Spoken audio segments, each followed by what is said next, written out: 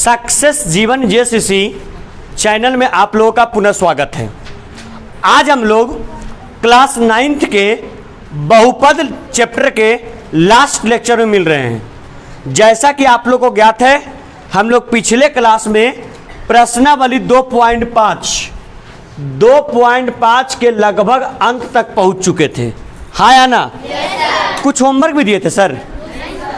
नहीं दिए थे? आइए, लेकिन एक बात का चर्चा आप लोग से किए थे बच्चे लोग, सब कोई गौर करेंगे। किस बात का चर्चा किए थे? एक रिजल्ट आप लोग को बताए थे हम। क्या रिजल्ट था? एक्स के क्यू प्लस वाई के क्यू प्लस जेड के क्यू। बच्चे लोग बी फोकस, यहां फोकस करो। एक्स के क्यू प्लस वाई के क्यू प्लस वाई के क्यू प्लस जेड के क्यू माइनस 3xyz बराबर प्रूफ किए थे। बराबर क्या था? 1/2 into x plus y plus z into था जी। क्या था बोलिए? एक्स माइनस वाई का whole square plus y minus z का whole square plus Z minus x का होल स्क्वायर था। क्या सर? गौर करेंगे सारे बच्चे। इसको हम प्रूफ करके भी बताए थे। बोल में नहीं करोगे? क्वेश्चन नंबर 12 प्रूफ ही करना था ना। लेकिन यहीं पर आपका था क्वेश्चन नंबर 13 बताए थे। क्या बताए थे? 13। क्वेश्चन नंबर 13 बोल दिए थे कि यदि x plus y plus z का मान किसके बराबर हो? चर्चा किए थे बाबू, सबको फोकस कर। बताए थे कि यदि x plus y plus z का मान 0 के बराबर हो जाए, बाबू देखिएगा यहां, x plus y plus z का मान अगर इसका मान 0 के बराबर हो जाए तो सीधा रिजल्ट निकल के आता है, ये तो पूरा 0 हो जाएगा। अगर ये 0 तो ये पूरे 0, अगर ये पूरे 0 तो क्या केवल बच जाएगा? X cube plus y cube plus z cube minus 3xyz बराबर 0। अब बताओ, 3xyz इधर क्या में? माइनस में। इधर आएगा तो प्लस में।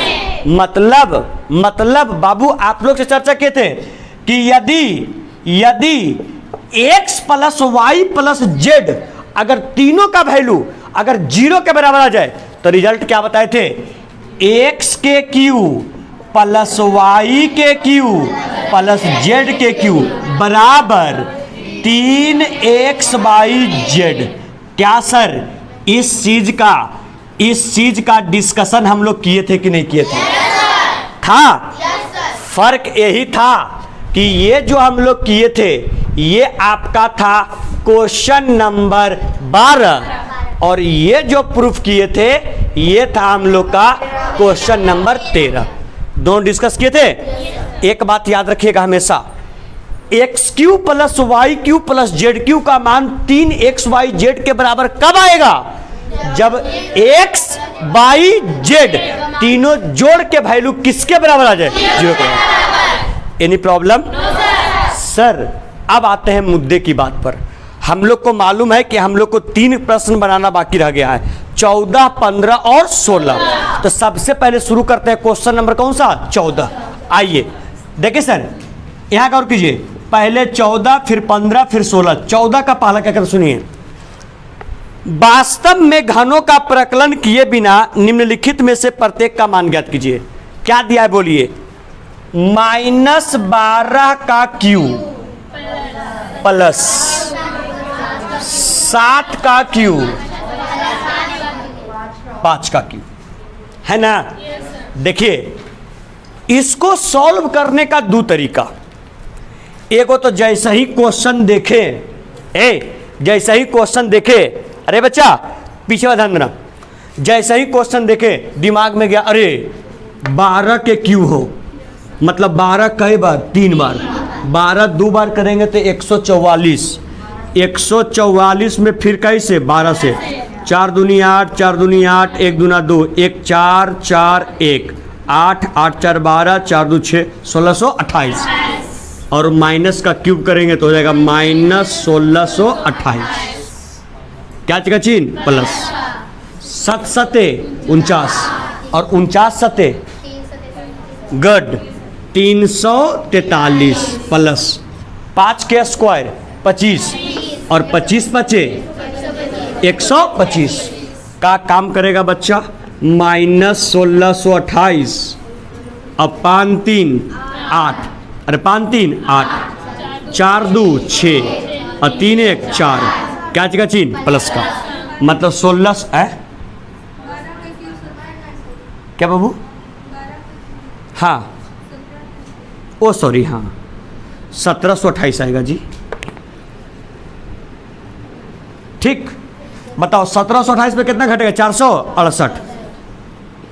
8 में से 8 गया 0, 12 में से 6 गया 6, 6 में से 4 गया 2, 1260। बताओ 1260 प्लस में कि माइनस में? अब तुम लोग बताओ आंसर मेरा करेक्ट है लेकिन तरीका सही कि गलत? क्यों? क्योंकि क्वेश्चन बोला कि आपको क्या बोलता है शुरू में क्वेश्चन क्या कहता है पढ़िए उसको वास्तव में घनों का परिकलन। सुनिए वास्तव में घनों का परिकलन बताइए। ये जो हम लोगों ने परिकलन किया ये वास्तव में घन का किया कि वास्तव में घन का नहीं किए? अरे वास्तव में घन का किए ना? करण नहीं किए। अरे वास्तव में घन का किए नहीं किए? 5 पचे 25 और 25 पचे 125 ये वास्तव में घन ने किए। 7 सते 49 49 सते अरे किए ना? आंसर आ गया लेकिन तरीका सही है कि गलत है? लिखिएगा अगर इसको बनाइएगा तो चेक करने वाले टीचर इसको काट देंगे। काहे भाई?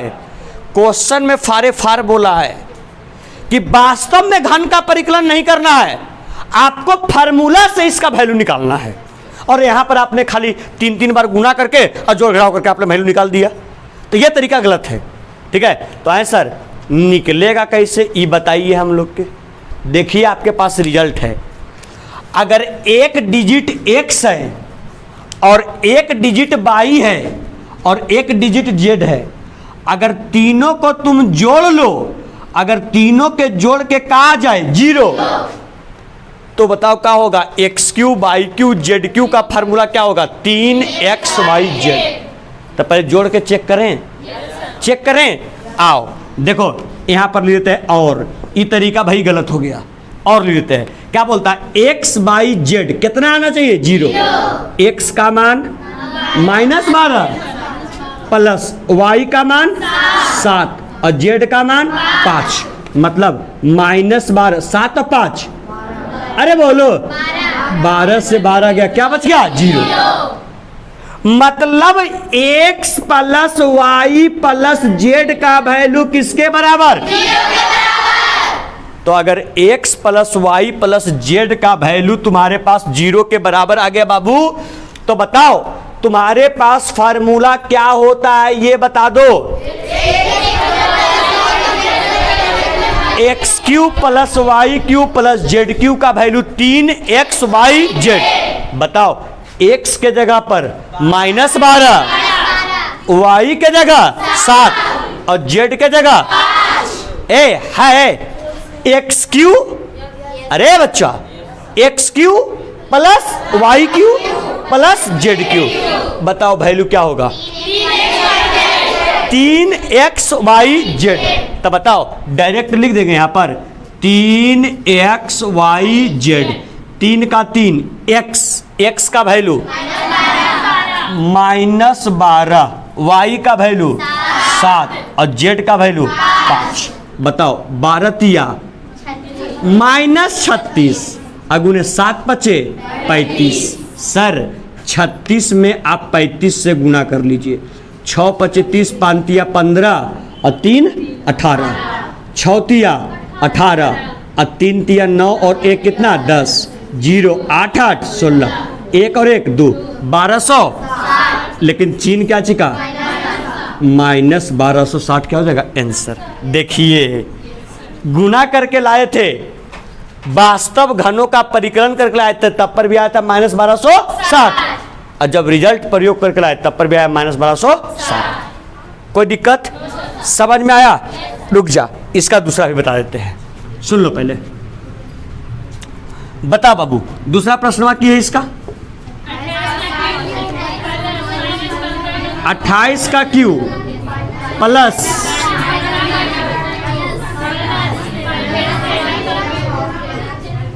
ये है ना सर? बता सीधा बेटो, इस रिजल्ट को अप्लाई करने से पहले एक्स वाई जेड का अगर वैल्यू 0 आएगा तभी ना अप्लाई होगा। एक्स का मान, वाई का मान, जेड का मान, तीनों को जोड़ लेंगे। बताओ 28 माइनस 15 माइनस 13, 28 15 13 माइनस 28 बराबर क्या? x plus y plus z का वैल्यू 0 आ गया। अगर x plus y plus z का वैल्यू 0 आ गया मतलब सीधा x cube plus y cube plus z cube का वैल्यू 3xy। बताओ एक्स क्यू के जगह पर कितना? 28 के क्यू, वाई क्यू के जगह, जेड क्यू के जगह क्या होता है फार्मूला? 3xy जेड, 3 का 3, x का मान, y का मान और z का मान हो जाएगा सर। चलिए कैलकुलेट कीजिएगा। 28 दिया 54,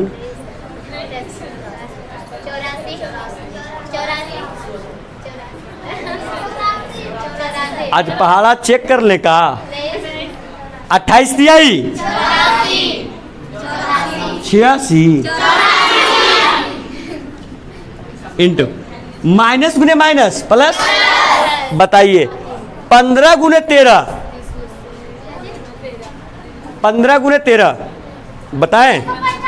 गुड 195। अब बताओ 195 में तुम गुना कर लो किससे?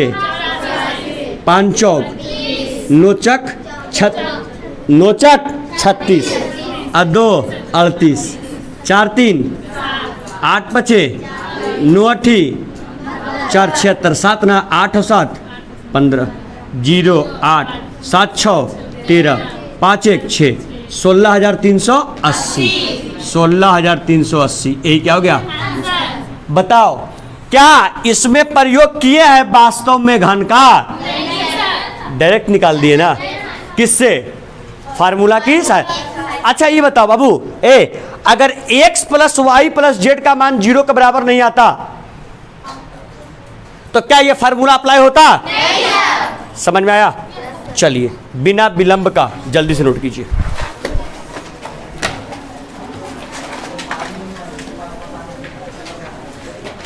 खड़ा हो तो दोनों, जरा खड़ा हो दोनों, खड़ा हो, खड़ा हो। कुछ बता रहा थोड़ा सा।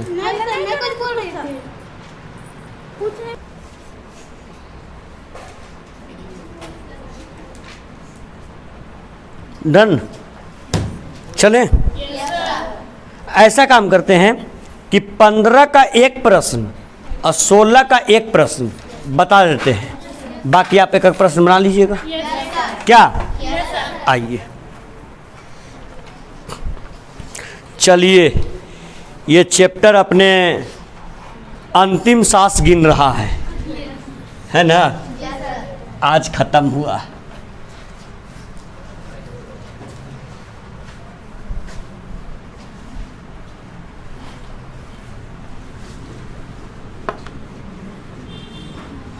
आज क्लास 12th का नया चैप्टर स्टार्ट किए थे और कल नहीं परसों आप लोग का नया चैप्टर स्टार्ट करेंगे।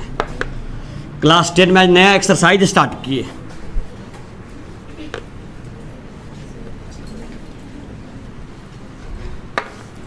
ढंग से मीट नहीं रहा है ना बोर्ड। आइए,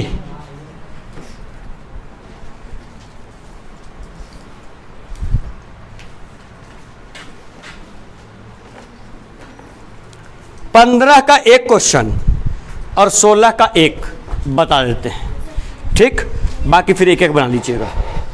क्लियर? आइए 15 क्या कहता है सर, सुनिएगा, कौन बता दे? फर्स्ट आ जाइए। नीचे दिए गए आयतों जिनमें उनके क्षेत्रफल दिए गए हैं, ये जो नीचे दिया गया है वो आयत का क्या दिया गया? क्षेत्रफल। आयत का क्षेत्रफल। बताओ आयत के क्षेत्रफल के फार्मूला क्या होता है? लंबाई गुने। तो बताओ अगर ये आयत के क्षेत्रफल दे दिया है, मतलब आने वाला जो प्रश्न हमको कहेगा वो क्या निकालने के लिए? लंबाई निकालने के लिए और चौड़ाई। लंबाई और चौड़ाई कहता क्या?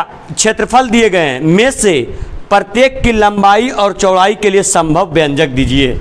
आपको वही बोला कि प्रत्येक के लिए लंबाई और क्या ज्ञात कीजिए? चौड़ाई। यहाँ ध्यान दो बोर्ड पर। आओ क्या कहता है? क्षेत्रफल कितना दिया? फोकस करना, क्या दिया बोलो तो? 25 a का स्क्वायर। जी ये तो लग रहा आसान है। कौन बहुपद के रूप में? द्विघात। द्विघात बहुपद को गुणनखंड तोड़ना सिखाए थे। कैसे? अंतिम पद से अंतिम पद से प्रथम पद में चिन्ह सहित नहीं, पहले बोले थे घात के घटते क्रम। प्रोसेस लिखे थे, रिवाइज कीजिएगा तो याद आएगा। यहीं पर लिखे थे हम, स्टेप पर लिखे थे और यहाँ क्वेश्चनवा करवाए थे, था ना जी? अरे बच्चा, घात के कौन क्रम? कितना कितना कितना? ऑलरेडी है घटते क्रम में, तो फिर अंतिम पद से मतलब 12 से 25 में, अरे ना? तो 25 दहे के 250 और 25 में करेंगे 25 दूनी 50, कितना 100? 300। बताओ 300 का कौन गुणनखंड? 150 दूनी कितना? 3 से 55। इसको ऐसे सेट करना है कि जोड़ने या घटाने पर -35 है और गुना करने पर 300 का स्क्वायर। सेटिंग बिठाओ, कितना लाना है? 35। 35 ना जी? सेटिंग बिठाओ।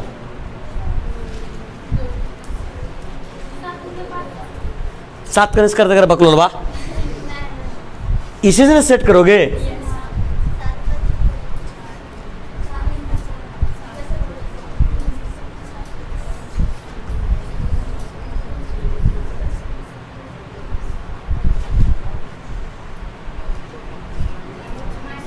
देखो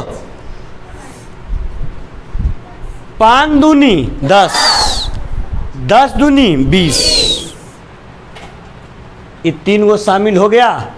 अब 5 15, एगो 20 में एगो 15 में, 20 और 15 35, अब 20 गुने 15 300 होगा।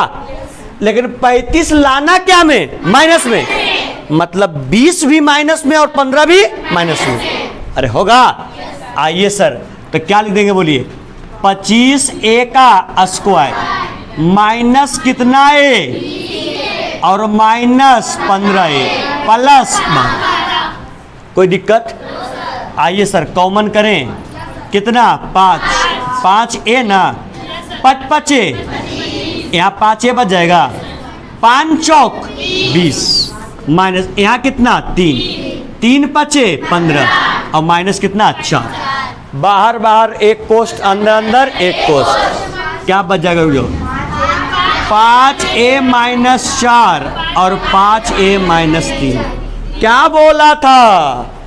ये है आयत का क्या? क्षेत्रफल। और आयत का क्षेत्रफल का फार्मूला लंबाई गुने चौड़ाई। मतलब जो पहला आया होगा वो होगा लंबाई और जो दूसरा आया वो चौड़ाई। तब न हुआ लंबाई गुने चौड़ाई। लिख देंगे यहाँ पर, क्या लिखेंगे सर? अतः किसकी? आयत की क्या बराबर? और आयत की क्या बराबर? लंबाई और चौड़ाई।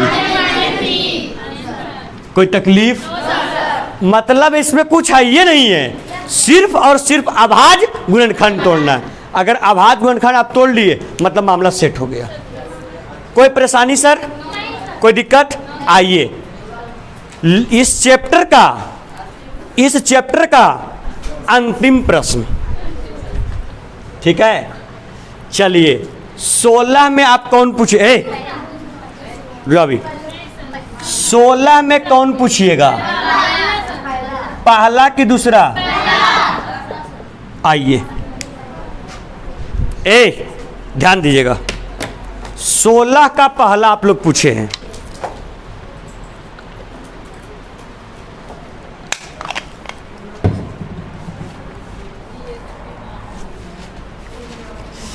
देखिए सर क्या कहता है।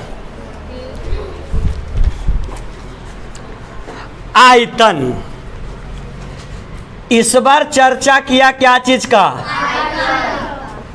आयतन बराबर 3x का स्क्वायर और -12x।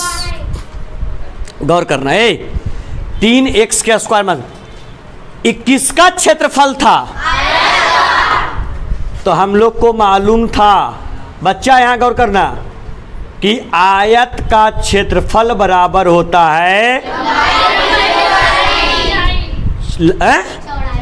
लंबाई गुने चौड़ाई। मतलब होता है कितने पद के रूप में? 2। तो 2 पद के रूप में आया तो पहला लंबाई और दूसरा चौड़ाई। Any problem? ये क्वेश्चन क्या बोलता है सुनिए। घनाभों जिनका आयतन नीचे दिया गया है, यहां पर आयत नहीं है, अरे बकरी, आयत नहीं है, घनाभ है, और यहां क्षेत्रफल नहीं है, आयतन है। तो कोई बच्चा हमको बताओगे कि घनाभ का आयतन का फार्मूला क्या होता है? गुड, शाबाश। L गुने B गुने H, मतलब सिंपल लंबाई गुने चौड़ाई गुने ऊंचाई। मतलब सर आप इसको तोड़िएगा तो ये कितना पद के रूप में टूटेगा? 3 पद। पहला पद होगा लंबाई, दूसरा होगा और तीसरा होगा। Any problem? कोई तकलीफ? आइए सर देखिए, अगर भाई साहब ये 3 पद के रूप में रहता तब तो अभाज्य गुणनखंड तोड़ देते, लेकिन क्या ये 3 पद के रूप में है? तो देखो कुछ कॉमन उमन होवे तो बात बने। कितना कितना कॉमन? कितना? 3। x 2 गो, x 1 गो, मतलब x 1 कॉमन होगा। कितना x बच जाएगा? x और 3 चौक। बताओ घनाभ का आयतन कितने पद के रूप में? 3। पहला लंबाई, दूसरा चौड़ाई, तीसरा ऊंचाई। यस या नो? अब जो स्मार्ट हो तुम लोग, तो तुम लोग देखो क्या ये 3 पद के रूप में आया? कैसे सर? पहला कितना? 3, दूसरा x और तीसरा x -4। तो कह देंगे अतः लंबाई बराबर 3, चौड़ाई बराबर x, ऊंचाई बराबर x -4। बताओ टफ क्वेश्चन की आसान? मजा आया? सुनिए सर, 1 मिनट क्या ले लेंगे? आज बहुपद रवि बहुपद खत्म हुआ? चलिए 15 का दूसरा और 16 का दूसरा ई प्रश्न आपका क्या है, होमवर्क है, करके आइएगा। चलिए, थैंक यू, बहुत बहुत धन्यवाद। अगर आप लोगों को वीडियो पसंद आ रहा हो लाइक करें, अगर अभी तक चैनल को सब्सक्राइब नहीं किए हैं सब्सक्राइब भी कर लें, और बाकी नेक्स्ट क्लास में हम लोग मिलेंगे, तब लोग मिलेंगे निर्देशांक ज्यामिति चैप्टर के साथ। ठीक है, आप लोग सारे बच्चे इंस्ट्रूमेंट बॉक्स और ग्राफ कॉपी और पेंसिल नेक्स्ट क्लास से लेकर के आइएगा, क्योंकि निर्देशांक ज्यामिति में जरूरत पड़ेगा। ठीक है, चलिए, थैंक यू, बहुत बहुत धन्यवाद।